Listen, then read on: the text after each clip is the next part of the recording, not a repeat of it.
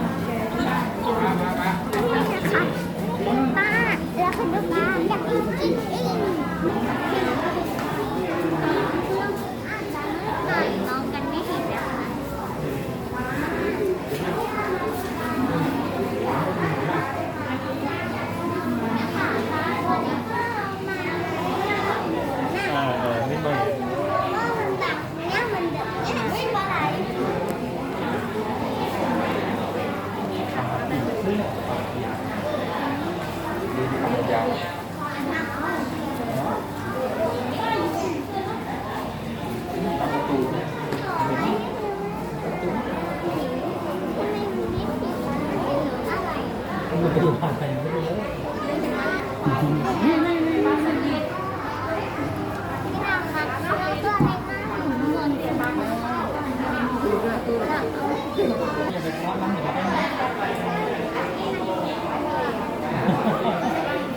เวลามันตัวมันถึงจะพอรู้ทำไมไม่มีตัวนะเนี่ยคุณอันนี้มีปะการังเนี่ยเราเจอปลาดาวอันนี้เหมือนเป็นก้อนหินเลยตอน หรอ เหมือนของก้อน แล้วปลาแมนดารินอยู่ไหนอ่ะ ปลาแมนเดอรินหรอ ไอตัวนั้นอ่ะตัวลายนะ ตัวอะไรนี่หรือเปล่าสีส้มๆเนี่ย ไม่ใช่